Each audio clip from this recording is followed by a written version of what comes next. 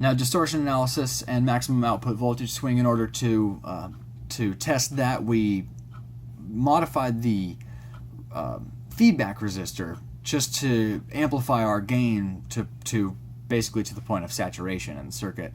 And as you can see here, we stepped it from 1K to 200K and 25K increments, and it's nice and smooth here at the 25K. Now our standard setup was 10K, but when we just did this test, skipped the 10K.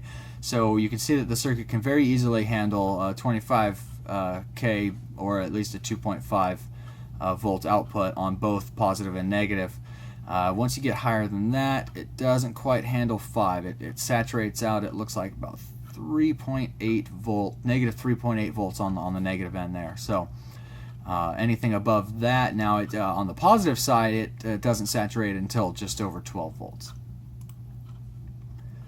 Now for the common mode rejection ratio here, I found that the best way to really display that is to set a second analog input. So you've got an analog input with your standard AC value of 1 on your positive input, and then on the negative input you set one with a value that's in the squiggly brackets of non-inverting, and that allows you to step that parameter.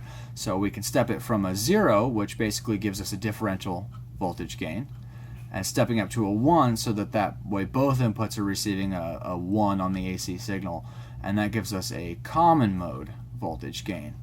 And now what I did was I actually went out to the 454 kilohertz here, that cutoff frequency, and measured it there, and that is the lowest value of the common mode rejection ratio within the operating range.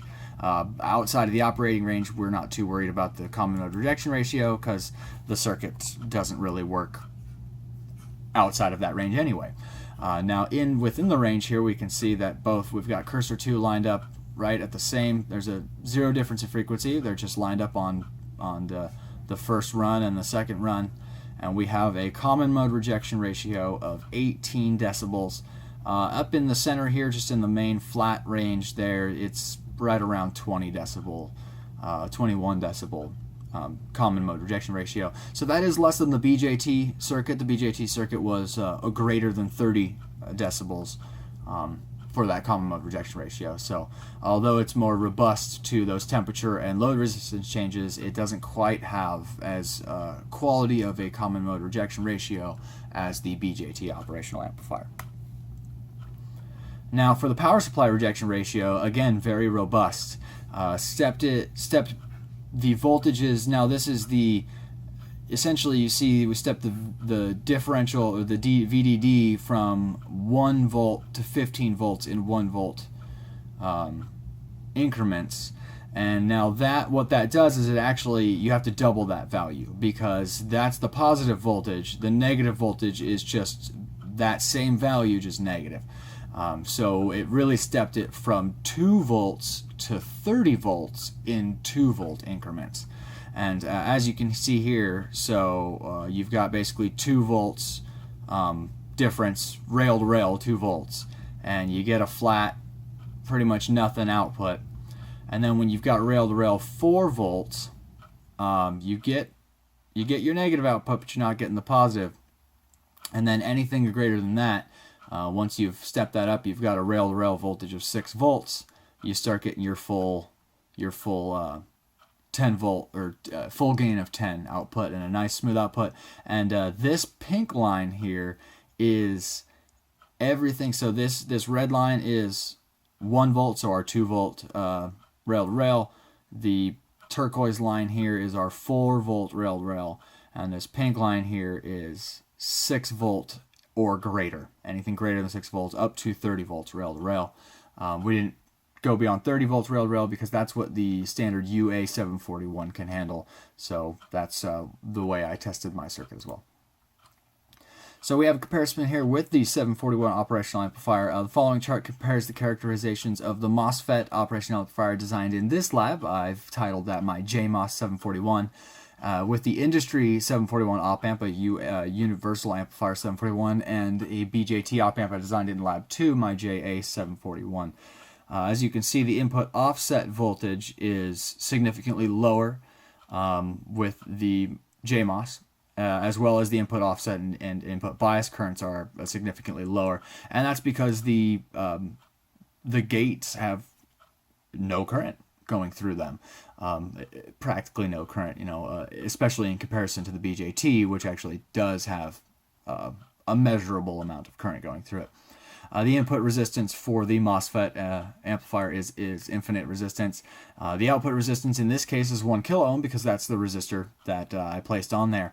Now, now that was designed for a rail relative voltage of 15 volts. If you were designing an op amp of this type to say only handle rail to rail voltage of plus or minus 5 volts, so a 10 volt rail to rail, you could put an amplifier, a resistor as low as 100 volts in for that source resistor, and which would drop your output resistance down to 100 ohms. Drop your output resistance down to 100 ohms. So that is really all dependent on the power that's going to be going through it. The design I did actually could have been a lower value because, as you can see with the maximum output swing, it never actually reached the full 15 volts. And this said it had to be greater than or equal to 900. I went even more than that, so it probably could have been closer down to about 560, 680 ohm resistor using nominal values, and it would have been able to operate with the full 30 volt rail to rail supply. And the Unity, now at bandwidth at F-Unity, I did test the bandwidth, and it was actually significantly greater. So it was, with the gain supply setup, it didn't have as good of a bandwidth, but with the Unity, it had 4.5 megahertz is where that cut off, and then the slew rate wasn't quite able to get a good measurement of that. So the step-by-step process of designing the previous operational amplifier, the BJT, made this lab easy to follow and to make adjustments to. The challenge, which was mostly overcome in the previous lab, was determining how to simulate and experimentally take all the necessary measurements. The biggest challenge I encountered was when I designed the last common drain stage of to provide a low output resistance for the operational amplifier. Choosing that resistor value for RS was heavily determined by the maximum output swing of the current, as I just discussed. I made my original calculations assuming full rail-to-rail voltage swing of 15 volts, but after performing simulations and seeing the max voltage output only temporarily peaks at 12, could have used a much smaller value for the source resistor, thus further decreasing the output resistance in the operational amplifier. So this was a fun lab, and it definitely helped with gaining even more in-depth understanding of how operational amplifiers are built on the inside, since we've now designed 3 different types of op amps through the multi-stage in the lab 1, the 3-stage differential with current sourcing and active loading BJT in lab 2, and now this essentially exact same style differential current sourcing active load, just using MOSFETs for lab 3. So the combination of the differential MOSFET amplifiers and the utilization of the current mirrors for transistor biasing and active loading really helped with my comprehension of how current mirrors work and their many uses. And utilizing those abilities uses far less resistors, even compared to the BJT amplifier, which can take up a lot of valuable physical space, because especially for integrated circuits and things like that, transistors are significantly smaller than resistors. Resistors require that physical size to be able to disperse the heat, whereas the transistors don't. So they can take up a lot less real estate. And it was definitely interesting to see how this design compares to the 741 op amp, and how robust the MOSFET amplifier is to changes in temperature, rail voltage, and load resistance. I was actually quite surprised by that. And that concludes my report. Thank you very much.